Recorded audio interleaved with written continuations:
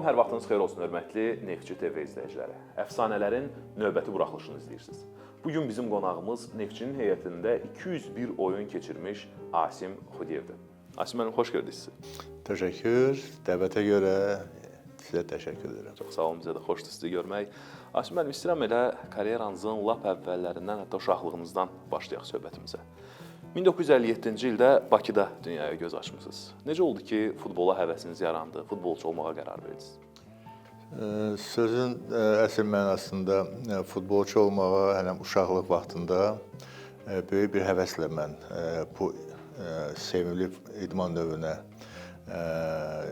maraq göstərmişəm. Çünki həmin illər Bakı şəhərinin Binəqədi rayonunda yerləşən futbol məhəllələrindən birinə. Niyə futbol məhəllələrində? Çünki həmin bölgədə futbolla maraqlanan, futbol oynayan məhəllələr vardı ki, bir-biri ilə futbol yarışları keçirirdi və həmin yarışların iştirakçılarından biri də mən olmuşam. Çünki 3-cü ya 4-cü sinifdə oxuyanda mənim yadımdadır, bizim məhəlləmizdə müxtəlif insanlar vardı ki, Neftçi komandasına böyük bir azarkeş kütləsi var idi. Mən də heç ağlıma gəlmirdi ki, illər keçəcək, mən həmin məhəllə futbolundan, sonra futbol məktəbinə, ondan sonra Neftçi komandasına namizəd ola bilərəm. Yəni, həmin illərdə, 60-cı illərin əvvəlində uşaq futbol meydançalarının sayı daha çox idi və həmin məhəllələrdə, belə desək, yarışların başlaması məktəbdən əvvəl idi, oyunların davamı məktəbdən sonra idi, dərslərdən sonra idi və qeyd etmək istəyirəm ki, mən özüm məndən yaşda daha da çox olan uşaqlarla futbol oynayırdım. O da mənim belə püxtələşməsinə belə kömək elərdi. Bu məhəllə futbolundan məktəbə keçdi. Məktəbimizin də 100 sayılı məktəbdə oxuyurdum mən. O məktəbin də futbol meydançasında böyük bir asfalt meydançamız vardı.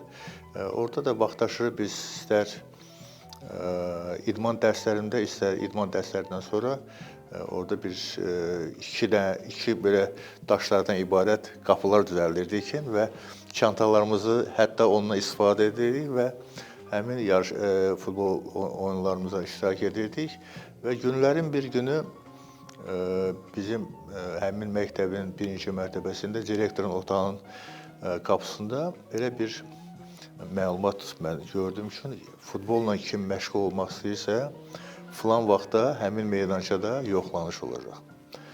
Sizə mən əmin etmək istəyirəm ki, həmin bu çağırışa hardasa 70-80 gənc futbolçu, gənc uşaqlar maraq göstərmişlər. Onlardan biri mən idim. Mənim yadımdadır, Bakı şəhəri təhsil idarəsinin nümayəndələri iş gəlmişlər və həmin nümayəndələrin biri də, sən demə, həmin futbol məktəbin məşqçisi var idi. Hardasa bir 50-60 uşaqdan 4 nəfəri seçmişlər, onlardan biri də mən idim. Yəni, bizi, o 4 nəfəri Bakı şəhəri təhsil idarəsinin yeni yaranmış futbol məktəbinə bizi dəvət eləmişlər. O vaxt mənim hardasa 10-11 yaşım var idi. Heç 10 yaşda olmamışdı. 1967-ci ildə. Və həmin ildə mən həmin futbol məktəbinin belə desək, nümayəndəsi olmuşdum və illərcə Bakı çempionatında, Respublika çempionatında həmin futbol məktəbinin heyətində çempionlar sırasında olmuşam. Hətta bizim o vaxt gənclərdən ibarət yığma komandaya namizəd olmuşam. O da hardasa davam elədi 1973-cü ilə kimi. Çünki futbol məktəbini bitərəndən sonra məzunları Respublikada olan bir sıra futbol məktəblərindən namizəd seçirdilər. O namizədlərin arasında mən də var idim. 1973-cü ilin dekabr ayında yadımdadır. Neftçi komandası təlim məşq toplanışına hazırlaşırdılar və bizim futbol məktəbimizin rəhbərliyi məni həmin təlim məşq toplanışına bir namizəd kimi göndərmişdilər. Bax, Neftçi komandasına düşməyimin ərəfəsi bax bu illərdə olub. Yəni 1967-73-cü ildə bax müxtəlif illərdə Bakı çempionatı, Respublika çempionatı iştirak edərək Neftçi komandasına namizəd kimi mən özümü sınamağa cəhd elədim. Ondan sonra Neftçi komandası təlim məşq toplanışları Bakı şəhərində keçirdi və həmin təlim məşq toplanışda sadəcə 5 məşqdən sonra məni Neftçi komandasının o vaxtki məşqçiləri Neftçi komandasının rəsmi təlim məşq toplanışına Qara Dəniz sahillərinə apardılar. Orada da bir neçə yoxlanış oyun keçirəndən sonra məni Neftçi komandası əvəzedici heyətdə bir namizəd kimi saxlamışdılar. Sadəcə o vaxt mənim 17 yaşım vardı. Mən heç təsəvvür edə bilmirdim ki, bir çox gənc futbolçuların, gənclərin arzusu olan Neftçi komandası mən düşmüşəm. Belə desək, çox sevincli idim və özümü həmin illərdə Neftçi komandasının aparıcı, tanınmış, məşhur futbolçuların sırasında olmaq böyük bir qürur hisslərim var idi mənim o vaxtda. Bəs həmin dövrdə Neftçinin heyətində çıxış edən futbolçulardan sizin kumiriniz var idimi? Uşaqlıqdan izlədiyiniz, bəyəndiyiniz, belə deyək, oyunlarına həvəs göstərdiyiniz, əvəzedici komandada olduqda artıq belə deyək, daha yaxından gördüyünüz futbolçular oldumu? Neftçinin həmənki illərdə doğrudan da tanınmış futbolçular vardı, həmin mövqelərdə çıxış edən. Asəf Namazov vardı, Baxtiyar Qulamov vardı, Rafiq Quliyev vardı, Rəşid Özbəyev vardı. Mən onları belə desək, özümə nümunə kimi belə hiss edirdim ki, mən ha vaxtsa onların yanında ola bilərəm, onlarla məşq edə bilərəm. Hətta onlarla birgə Neftçi komanda heyətinə çıxış edə bilərəm. Çətin idi, rəqabət var idi. Hətta Neftçinin heyətində bir mövqeyə 3-4 futbolçu vardı. O rəqabəti də sınamaq, rəqabəti udmaq üçün böyük bir əziyyət var idi. Amma Neftçinin əsas komandasına yüksəlmədən əvvəl, əvəzedici komandadan sonra bir müddət avtomobilçi klubunda çıxış etmisiniz. Bu necə baş verdi? Həmin illərdə 1975-ci ilin axırı idi. Bizə məlumat verildi ki, Azərbaycan Nəqliyyat Nazirliyinin nəzdində avtomobilçi komandası yaranıb. O avtomobilçi komandasına da Respublikanın bir çox istedadlı gənc futbolçuları bir poliqon kimi təşkil olunmuşdu ki, həmin futbolçuları ora yığsınlar. Neftçi komandası 1975-76-cı illərdə birinci dəstədə çıxış edərkən SSR Futbol Federasiyasının qərarı olduğu üçün bir çox klublar maliyyə problemlərinə üzləşmişlər və əvəzedici heyətlərin çempionatı dayandırılmışdı. Ondan sonra Neftçidə əvəzedici heyətdə bir çox futbolçuları, mən edim İskəndər Cavadov idi, Səməd Aşıqlarov idi, bizi bir təcrübə toplamaq üçün, oyunların sayını daha da çox keçirmək üçün avtomobilçi komandasına ezam olmuşduq və biz həmin ildə avtomobilçi klubun heyətində SSR çempionatına təxmini 30 oyun keçirdi, rəsmi oyun keçmişdik və hamımız həmin heyətdə, əsas heyətdə oynadıq. Çünki Neftçi komandasının məşqçilər heyəti hər dəfə Spartak stadionu, o vaxtda Spartak stadionu gəlirdilər və bizi izləyirdilər. Bizim gündəlik məşqlərimizə baxırdılar, bizim oyunlarımızın sayını baxırdılar, nə cür çıxış edirik, nə cür özümüzü biz göstəririk.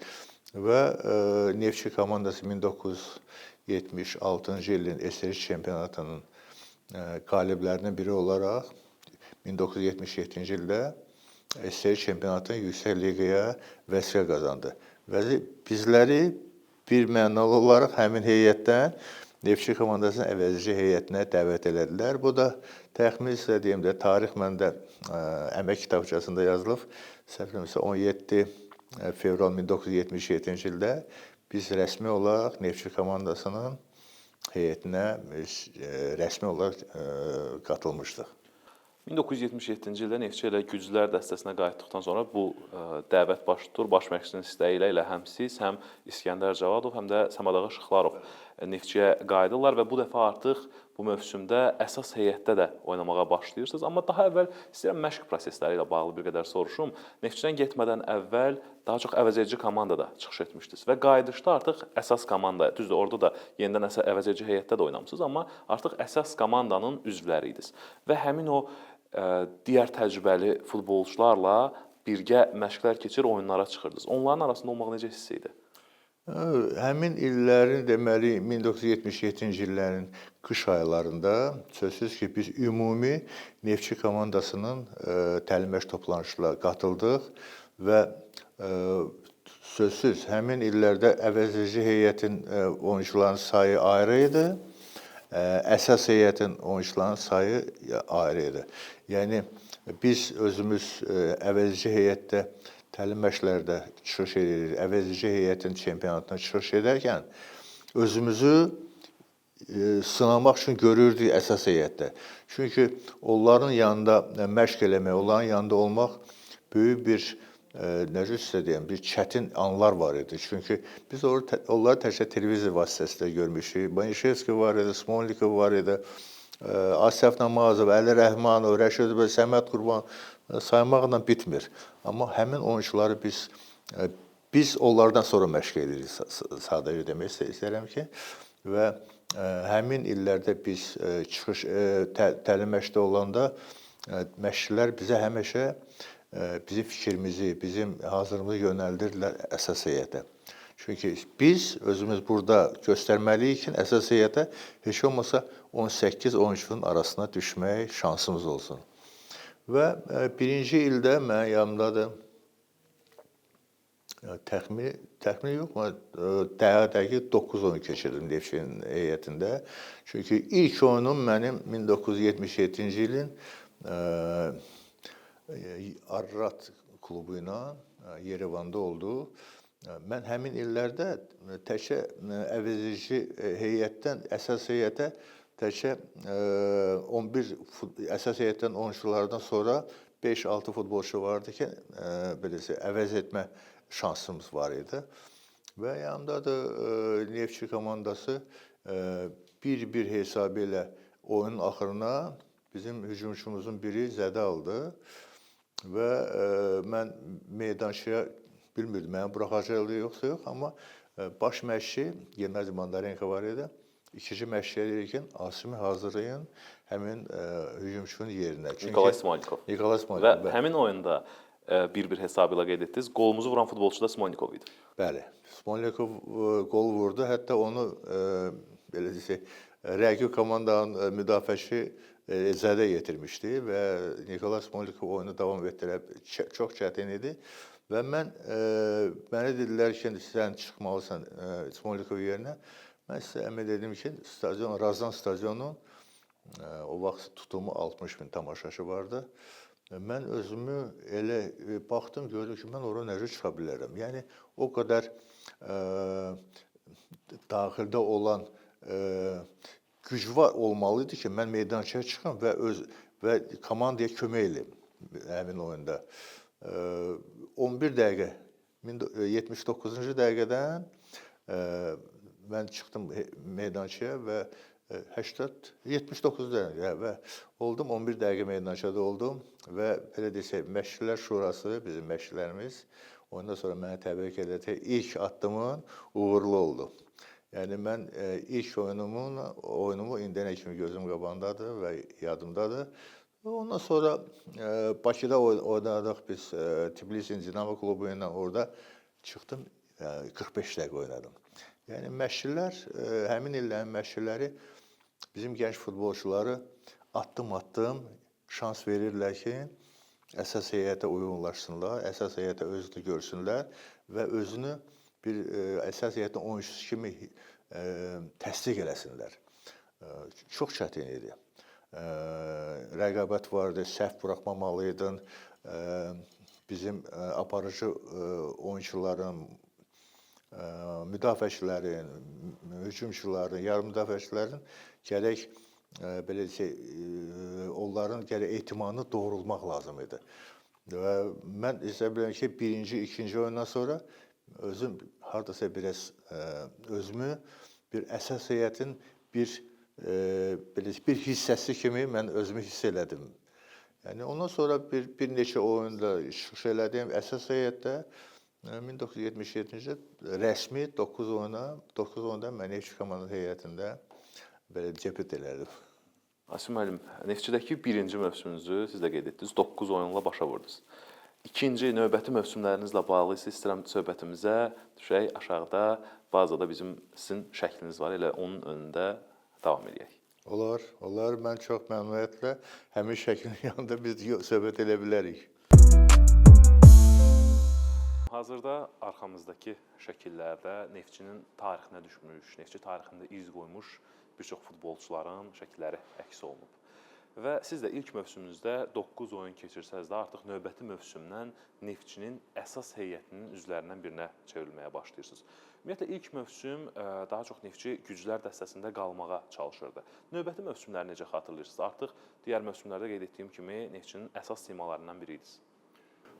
Sözsüz, mən əvvəl qeyd etmək istəyirəm ki, bura Neftçi komandasının, Ustalarda Neftçi komandasının böyük bir yaraşıqlı bazası var. Bu bazaya mən gələndə çox sevindim ki, komandaya, futbolçulara böyük belə bir şərait yaradıblar və bu şəraitin ən belə görkəmli yeri də bu belə stenddir, hardakı Neftçinin uzun illər müxtəlif nəsillərə aid olan futbolçuların şəkilləri əks olunub və əminəm ki, bundan sonra da digər nəsildə gələn futbolçuların da belə stenddə şəkilləri əks olunacaq. 1978-ci ildən başlayaraq mən Neftçi komandasının əsas heyətin oyunçuların sırasındaydım, 18 nəfərin sırasındaydım və müntəzəm olaraq təlim məşq toplanışlarında, oyunlara hazırlıq günlərində iştirak eləmişəm və sözsüz ki, Neftçi komandasının əsas heyətinin oyunçularından biri olmuşam. O da ondan ibarət idi ki, mən bayaq qeyd elədim ki, Neftçi komandasının əsas heyətə rəqabət çox güclü idi və həmin rəqabəti qalib gəlməyi böyük bir əziyyət lazım idi. Əziyyət də nədən ibarətdir? Məşqlərdə özünü göstərmək lazımdır, baş məşqin etimadını doğrulmaq lazım idi və baş məşqi doğrudan oyunlara buraxanda baş məşqçinin istəyini yerinə yetirmək lazımdır. Yəni müdafiə xəttində çox mükəmməl oyun göstərmək lazım idi. 1978-ci ildə tarixçən mən 15 oyun keçirdim Neftçinin əsas heyətində. Bu da belə desək, mənim üçün bir nəticə idi. Yəni birinci mövsümdə 9 oyun, ikinci mövsümdə 15 oyun keçirdim. Qeyd etmək istəyirəm ki, 1979-cu ildə artıq 24 oyun keçirmişdim. Yəni bəli, daha da artıq yüksəkliyə gedirdim və 1978-ci ildə Neftçi sözsüz ki, özünü bir daim SSR çempionatının klublarından biri idi. Hətta biz Bakıda oynayarkən müxtəlif klublar gəldi. Dinamo Kiyev, Dinamo Moskva, Moskvanın Rusiya Federasiyasının 5 klubu gəlirdi, Ukrayna Respublikasının 6 klubu gəlirdi. Yəni biz belə desək, mənim yadımdadır, Neftçi həmin ildə avtoritetlərin qənimi kimi deməli hədiyyə verilmişdi SSR Futbol Federasiyası. Çünki Bakıda istənilən kluba biz qalib gəlirdik. Evdə biz tamaşaçıların dəstəyi, komanda ürəyinə oynayırdı. Çalışırdıq ki, qələbə qazanaq, Azərbaycan xalqını sevindirək, ailələrimizi, bizi tərəfdarlarımızı sevindirək. Bir çox hallarda biz ona nail ola bilərdik. Amma özgə meydançalarında Neftçi komandası o qədər də uğurlu çıxış elə bilmir. Niyə? Çünki mənim fikrimcə həmin illərdə özgə meydançalara çıxış edərkən futbolçuların bəziləri psixoloji gərginlik keçirirdilər və sözsüz ki, həmin illərdə özgə meydançada olanda belə desək, hakimlərin yerli komandası, yerli kluba daha da simpatiyası çox idi.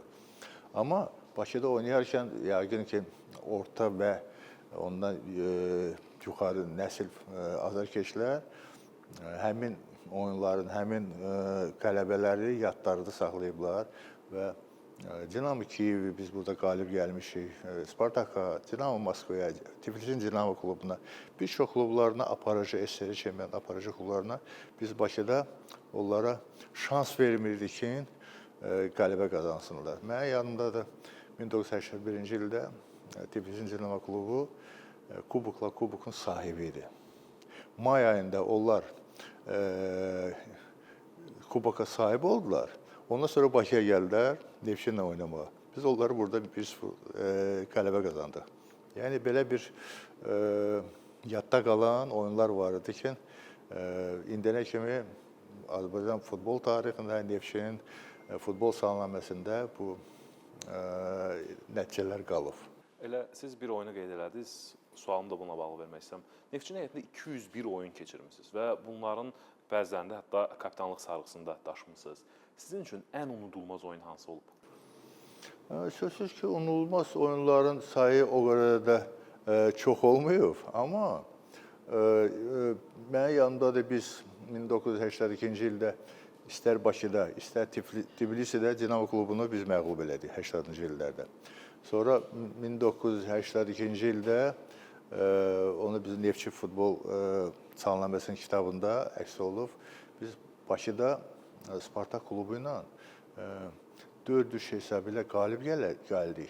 Amma mənim yanımda da həmin oyunda gələn, təyin olunan hakim Ujqor şəhərində bir hakim vardı, Stupor vardı. Biz qol vururduq, qapımıza 11 metrə verirlər. Biz qol vururduq, belə desək, qayda pozuntusuyla bizim qapımızda topu sayırlar. Amma belə oyunlar olub. Dinamo Kiyevlə Bakıda 1982-ci ildə dünya çempionatı ərəfəsində o vaxt SSR futbol yığma komanda dünya çempionatı hazırlaşırdı və dünya çempionatının ərəfəsində böyük bir məsafə vardı. Məsafənin əvvəlində biz Bakıda Dinamo Kiyevini oynadıq və 2-1 hesabı ilə qələbə qazandıq. Yəni futbolçularımızın əksəriyyəti həmin illərdə bir çox klublarımızın, SSR çempionatı klublarımızın yarışı ola bilərdi. Rafiq Quliyev idi, Asəf Namazovdur, Şakir Qaribov idi, Rəşid Özbəyev idi. Yarım müdafiəçilərimiz vardı. Elə burada şəkildə onların da şəkilləri var. Əbdülqanur Məmmədovdur, İskəndər Javdır, İqor Panamayevdir, Maşallah Əhmədovdur, Vladimir Mikhailevski idi. Yəni bir çox futbolçular Bakı futbol məktəbini yetirmələri idi. Azərbaycan, o vaxt legioner söhbəti iş yox idi. Legioner nədir? Legionerlər sonra belə desək ortaya çıxdı. Amma məktəblər, futbol məktəbləri çox yaxşı işləyirdi. Neftçinin futbol məktəbi, o vaxt akademiyalar yox idi. Sadəcə rezerv komandalar vardı, əvəzedici komandalar vardı. Əli Barna futbol məktəbi, bayaq sizə qeyd elədim ki, Səmədar Şıxlarovla, Tərlan Əhmədov Əli Barna futbol məktəbini yetirməlidir. Şakir Qarayevlə Rasim Abışov, Sabirabad futbol məktəbi, Gəncə futbolunu işləmirəm mən. Asif Əliyevdir, Məşalıyevdir, Mehman Əlaqverzevdir. Onlar hamısı, Yunus Hüseynov falan, hamısı Gəncədən gəlmişlər. Yəni, Neftçi komandası Respublikanın yeganə klubu idi ki, hamının gözü Neftçidə idi. Hamı orada düşmək istəyirdi, hamı orada can atırdı, hamı orada gəlirdi, yoxlanışa gəlirdi ki, tək Neftçidə oynasınlar. Amma rəqabət var idi, belə desək, ustalıq var idi. Məşqçilər də yaxşılarını seçirdilər, perspektiv futbolçuları seçirdilər. Lazımi futbolçuları hər oyuncu Neftçidə oynaya bilməzdi. Çünki Neftçidən başqa bizim Respublikamızın 5 klubu vardı, hansı ki, ikinci dəstədə çıxış edirdi. Yəni, Neftçiyə keçməyən futbolçuları göndərirlər ikinci dəstəyə. Orada da oynayarkən bəlkə də Neftçi komandasının məşqçilərin etimanı doğrulmaq çalışırlar ki, təzədən qayıtsınlar. Belə bir tendensiya var idi bizim futbolumuzda. Asim müəllim, Neftçidə çıxış etdiyiniz müddətdə bir çox müdafiəçilərlə birgə oynamısınız, müdafiə xəttində çıxış eləmisiniz. Kimlərlə özünüzü daha rahat hiss edirdiniz? Kimlərlə meydanda daha yaxşı anlaşırdınız? Məsəl üçün sizin üçün həmin dönəmin ideal Neftçinin müdafiə xətti necə idi? Mən gələndə sözsüz ki, Neftçinin püxtələşmiş müdafiəçilər vardı. Məsələn, sağda Rafiq Quliyev ya Arif Orucov oynayırdı. Mərkəzdə Asraf Namazovla Baxtiyar Qulamov, Əli Rəhmanov hərdən bir çıxış edir. Solda Rəşid Özbəyev vardı, Şakir Qaribov orada sonra gəldi, çıxış elədi. Orada gələndə sözsüz ki, bizim müdafiə xəttimiz çox güclü idi. Yəni, müdafiə xəttində hər nöqtədə olan futbolçuları belə bir fiqur idi meydançada. Onlar hətta bəziləri SSR yığma komandasına namizəd var idi. Məsələn, Rafiq Quliyevlə Asaf Namazov Alipe yığma komandasının namizəd idi. Onlardan sonra mən bəzi oyunlarda çıxış edəndə 82-ci ildə 80-cı ildə məni namizəd seçdilər, SSR Olimpiya yığma komandasına üzv seçdilər.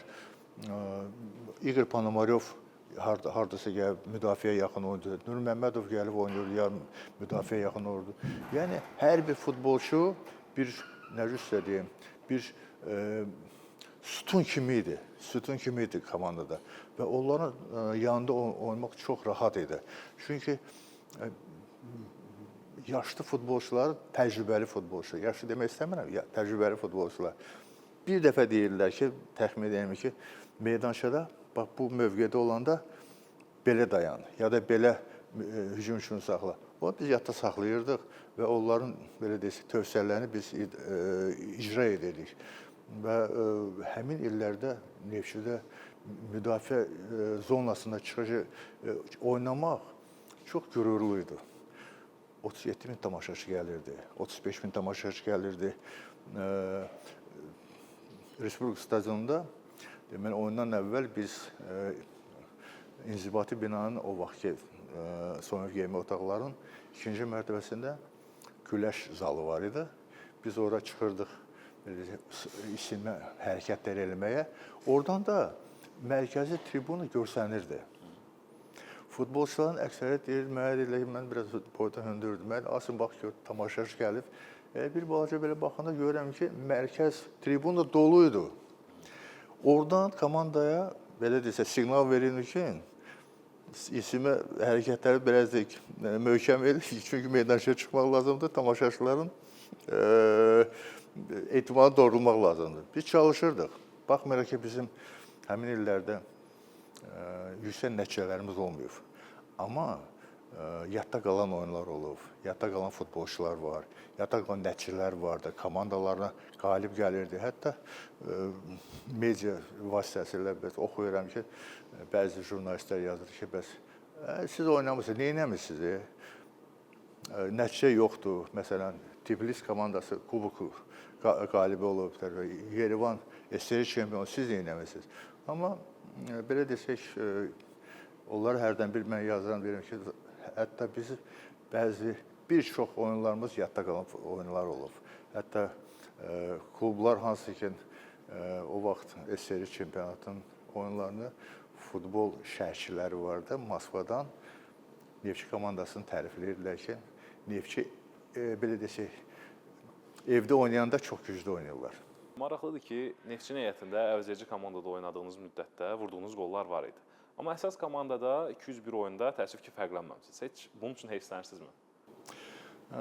Mənə hərdən bir sual verirlər. Bəzi azarkeşlər ki, bəs mütəfəkkir olarkən sənin hesabında heç bir dənə də qol yoxdur.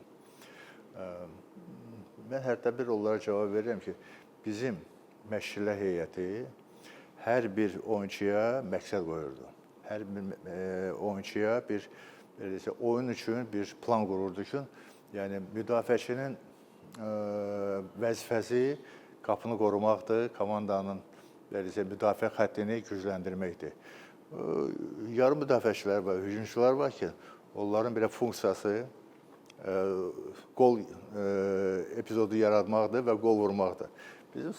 Sadəcə mən hücuma çox nadir hallarda keçirdim, amma bir epizod var idi ki, onu bizim futbolçularımız daha da hərdən bir mənə yada salırlar. 1978-ci il idi.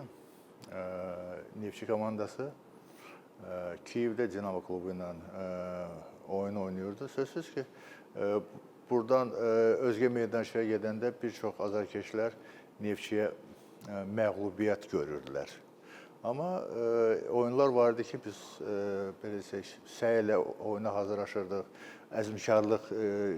əzmkarla oynayırdıq və həmin oyunda biz 1-1 hesabı ilə Kiyevdə oynadıq. Oyunun axırıncı dəqiqələri idi, mənə yadımdadır. Biz 1-0 hesabı ilə məğlub durumdaydıq. Bizim qapımızı 11 metrə vermişlər. O vaxt Leonid Buryak 11 metrəni vurmuşdu.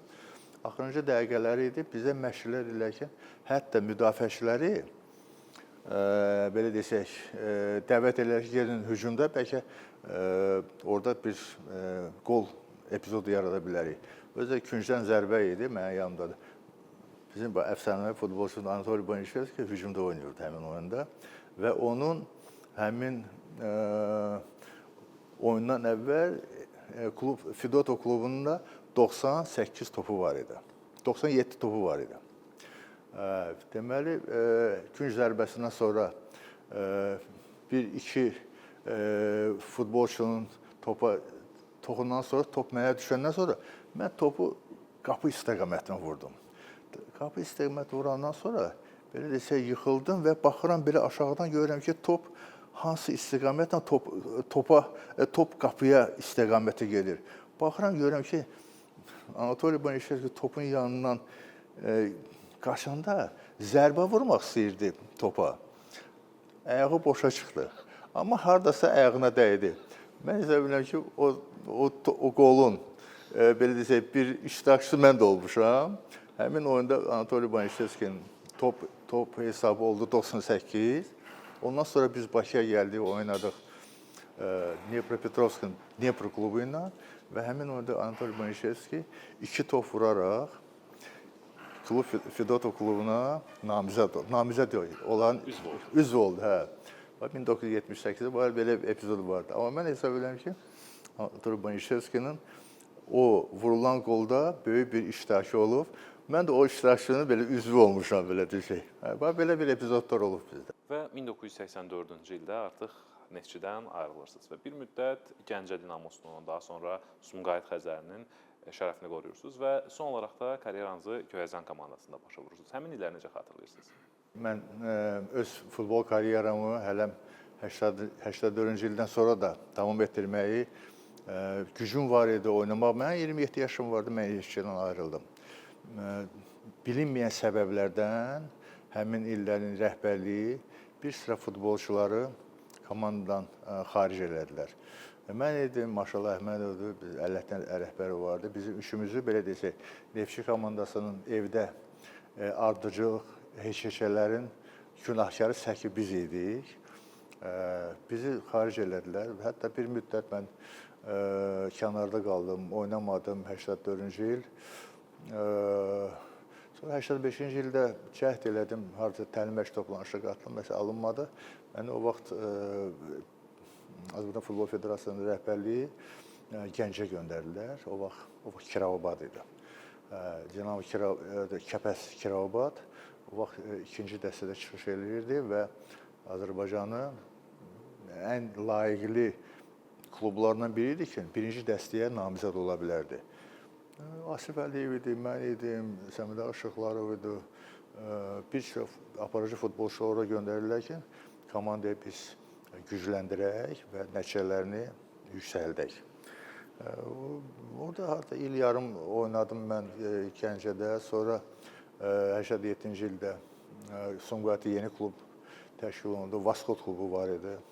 Tofiq Abbas orada baş məşqçini dəvət elədi. Onlarda maliyyə problemləri var idi, nəsə alınmadı. Oradan mənə göndərdilər, sonra Qazaxa göndərdilər. Bizim mərhum futbolçumuz Əli Rəhmanov oranın baş məşqçidir. Mənə xahiş elədi ki, bəs gəlmə, kömək elə mənə. Həm müdafiəçi kimi, həm də bir belə desək, köməkçi kimi. Orada mən 1988-ci ilin axırına kimi mən çıxış edəndən sonra özümü ta belə futbolçu kimi görmürdüm. Çünki həm də 31 yaşım var idi. Yeni nəsil gəlirdi. Hətta Neftçi komandasına elə futbolçular o vaxt dəvət eləmişdilər kənardan. Adam baxırdı, biraz məyus olurdu ki, bizim yerli futbolçularımız ola-ola Moskvadan, Tümendən, məsələn, Leningraddan, hardansa futbolçuları dəvət edirdilər hansısa bir şərtlərlə. Amma mən isə bilirəm ki, həmin illərdə bizim yerli Azərbaycan futbolçuları onlardan güclüydü. Sadəcə siyasət o vaxt həmin illərdə biraz mürəkkəb idi siyasət futbol camiəsində. Futbolçu kimi hətta mən çalışırdım ki, daha da dəqiq istəyirdim ki, bir vida maçı keçirsin. Bəs burada aşağıda bax, Rəşid Özbəyovun vida epizodu var. Çox gözəl. Yəni hər bir futbolçuya uzun illər klubda çıxışan futbolçulara, dəyərli futbolçulara vida maçı keçirmək lazımdır. Xüsusən Azərbaycanlı futbolçulara. Çünki yadda qalandır, tarixdir, ailələri baxır, kənardan dostları hamısı. Vida maçı daha da yaxşı olardı. Oradan mən birbaşa hakimliyə getdim. Elə maraqlısı budur. Adətən futbolçular karyerasını bitirdikdən sonra məşqçiliyə başlayırlar. Sizdə isə necə oldu ki, hakimliyə keçdiniz? Mən futbolçu karyerini bitirəndən sonra mən azı hardasa 3 aya yaxın mən o vaxt Neftçi komandası birinci dəstədə çıxış edirdi. Və birinci dəstədə çıxış edən klubun baş məşqçisi Ağasəlim Mirzəcavadov idi. Bizim dəyərli müəllimimiz olub. O da mənə dəvət elədi ki, gəl məşqçilərin yardımcı məşqçilərdən biri ol. Çünki səni tanıyırlar, hörmət edirlər. Həm də SSR-də səni tanıyan simalardan biridir. Mən hardasa gəldim 2 ya 3 ay işləyəndən sonra sözsüz ki, bu belə bir tendensiya var idi. Məşqçiləri dəyişdilər, baş məşqçi və heyəti dəyişdilər. Yeni özbüzçi gəldi, yəni Azərbaycanlı məşqçi gəldi. Gələn günün mənə komandanın rəisi mənə deyir ki, sən istəmirlər ki, Neftçidə qalasan. Deyirəm, bəs mən yeni gəlmişəm, məşqçiyəm, öyrənmək istəyirəm, bəlkə gələcəkdə hansısa bir məşqçilərdən biri ola bilərəm, oxuyaram, təhsilimi artıraram. Deyir, o məşqçi istəmir ki, sən burada olasan. Mən də ona cavab verdim ki, bundan sonra havasa mənə məşqçi funksiyası müraciət olsa, mən heç vaxt gəlmərəm. Çünki incidim onlardan. Azərbaycan futbolundan, Azərbaycanlı, yerli futbolçu, tanınmış futbolçuya münasibətə mən incidim. Ondan sonra dedim, mən məşqçi heç vaxt işləmərəm. Oradan sonra məni bizim aparıcı futbol hakimləri mənə dəvət edilər hakimliyə. Və söylədilər ki, futbolçunun daha da hakimliyə yanaşması daha da asan da olar, yüngül olar. 1990-cı ildə SSR-in vaxtları idi. Gənc hakimlər üçün toplanış oldu Soçi şəhərində. Bakıda mənə göndərdilər Soçi şəhərinə. Orada uğurla həm fiziki hazırlıq, həm də bilik, ondan sonra oyunlara dəvət eləmiş hakim kimi. Orada sınaqdan keçəndən sonra 1991-ci ilin yeni mövsümünə məni hakim kimi təsdiq elədilər. Amma təəssüflər olsun, həmin il 91-ci ildə SSR dağıldı. Dağılandan sonra sözsüz ki, mən bizim müstəqillik vaxtımızda yeni yaranan Azərbaycan Futbol Federasiyasının yarışlarına qatıldım və milli çempionatın oyunlarına baş hakim kimi çıxış edirdim. Düz respublika dərəcəli hakim oldum 1994-cü kimi. 94-cü ildə Azərbaycan Futbol Federasiyası UEFA-nın, FIFA-nın üzvü seçiləndən sonra, qəbul olundan sonra bizim aparıcı 3 hakimimizi, müstəqilin ilk 3 hakimi biz Niderlandda təlim məşq toplanışına dəvət olunduq və orada FIFA dərəcəsini mən qazandım. Fiziki hazırlıq verdik, bilik, ingilis dili. O vaxt məktəbdə yaxşı oxumuşum mən. Mən heç bilmirdim, məktəbdə oxuyarkən 20 ildən sonra mən ingilis dili lazım olacaq. Yəni baza qalmışdı məndə orta məktəbdən. 1994-2003-cü ilə kimi mən FIFA hakimi oldum Azərbaycanın. təmsil edirdim beynəlxalq yarışlarda. Yadda qalan oyunlardan varmı? Yadda qalan, mən sizə bir şey deyim də, o vaxt Avropa Futbol Təşkilatı balaca ölkələrə o qədər də oyunların təyinatını vermirdi, az verirdi. 4-5 oyun təyinat verirdi. O da hansısa ilkin mərhələdə UEFA Kubokunun yarışlarında, milli yığma komandaları, gənclərdən ibarət yığma komandaları yarışlarına dəvət alırdıq. Amma onların milli komandaların heyətləri var idi. Məsələn, oynayırdı, İsrail oynayırdı, Lüksemburqla oynayırdı, təxminən milli komanda. O da o qədər reytingli oyunlar deyildi. Yaş həddi var idi, 45 yaş. Yaş həddindən 45 yaşdan sonra FIFA icazə vermirdi beynəlxalq yarışlarda hakimlik eləməyə. Mən də 45 yaşa çatmışdım. Sözsüz fikirləşirdim ki, görən sonra mən fəaliyyətimi harda davam etdirə bilərəm. Oyunlardan biri, Avropa Futbol Təşkilatının yarışlanan futboldan oyunlardan biri, Avropa Futbol Təşkilatının rəhbərlərinin biri münasibətimiz yaxşıdır, onunla tez-tez görüşürdük. Mənə deyir ki, bundan sonra nə edəcəksən? Deyim, mən elə fikirləşməmişəm. Deyir, siz bir dənə məktub yaza bilərsiniz Futbol Federasiyasındankən, səni hakim inspektor kimi namizəd görək. Mən dedim, yaqın təsdiq edirlər və kömək edirlər. Bizim o vaxt 2003-cü ildə, 2002-ci ildə mən bitirdim. 2003-cü ilin fevralında bizim o vaxt rəhbərliyə xahiş elədik, bir məktub yazdılar UEFA-ya. Falan vaxtda FIFA hakimi olub, xahiş edir, onun hakim inspektor kimi namizədliyini baxılsın. Bir gün keçmədi, mənim məktub göndərdilər ki, onu biz təsdiq eləmişik. Yəni, Avropa Futbol Təşkilatı hansı hakimlərlə ünsiyyətdə olublar, təyinat alıblar, onları tanıyırlar.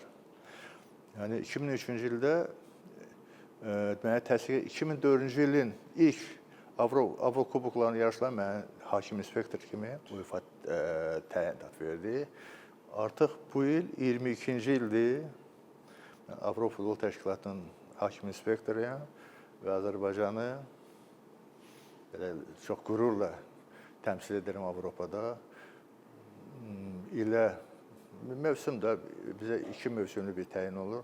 100-dən çox oyundan mən təyinat almışam. İstər olsun Newcastle, istər olsun Bordeaux, istər olsun Niderland, istər Almaniya komandaların, aparıcı klubların oyunlarına mən təyinat alıram. Varsa bir ilə 8-10 oyun təyinat alıram. Və hazırda da elə hakim inspektor kimi fəaliyyət göstərirsiniz. Sizin belə deyək, uşaqlıq illərinizdən, futbola gəlişinizdən, məşqçilikdən, hakimlikdən, hakim inspektorluğa qədər danışdıq, bütün keçmişə bir nəzər saldıq. Və bu keçmişin böyük bir hissəsi də Neftçi ilə bağlıdır. Son olaraq, Asim Xudiyev üçün Neftçi nədir? Neftçi, belə deyək, bizim ürəyimizdir. Baxmayaraq ki, mən hal-hazırda Futbol Federasiyasında çalışıram, Hakimlər Komitəsinin yeni üzvü olmuşam. Sözü bizim hamımızın gəncliyimiz, həmin illərin bağlantımız Neftçi komandası olub. Tək mən yox, bizim həmin illərdə çıxış edən futbolçuların hamısı Neftçi ilə yaşayırlar, bundan sonra yaşayacaqlar. Bax, burada böyük bir lövhə var, yazıb canımız Neftçi. Doğrudan canımız Neftçidir. Hamımız istəyirik ki, Neftçi öndə olsun, yaxşı oyunlar göstərsin, tamaşaçı kütləsi daha da çox olsun, nəticələri yüksək olsun, Avropada səs salsın. İstəyimiz ondandır. Mən o qədər də federasiyada çalışaraq deyə bilmərəm ki, mən Neftçi azarkeşiyəm. Amma ürəkdə biz hamımız Neftçiyik. Yaxşı olardı ki, belə bir layihələr digər veteran futbolçu, tanınmış futbol veteranları üçün mən hesab edirəm ki, ardıcıllıq olacaq və dəvət edəcəksiniz və onlar haqqında. Çünki bu tarixdir. Bu illərlə qalacaq, YouTube-da qalacaq, gələn nəsil insanlar bunu görəcəklər, indiki insanlar onu oxuyacaqlar, baxacaqlar və əminəm ki, Neftçi komandası hələm öz gücünü, öz nəticəsini göstərəcək. Buna əminəm mən. Asim müəllim, minnətdaram sizə. Çox sağ olun gəldiyiniz üçün. Təşəkkürlər. Sizlərə də mən təşəkkür bildirmək istəyirəm ki, belə bir gündə yaraşıqlı bir bazaya dəvət eləmisiniz. Mən isə bilirəm ki, futbolçular bunu hiss eləməlidirlər. Neftçi komandası hansı şərait yaradıb indiki heyətə və gələcək heyətə və gələcək üçün bunu doğrultmaq lazımdır. Çox sağ olun. Minnətdarıq.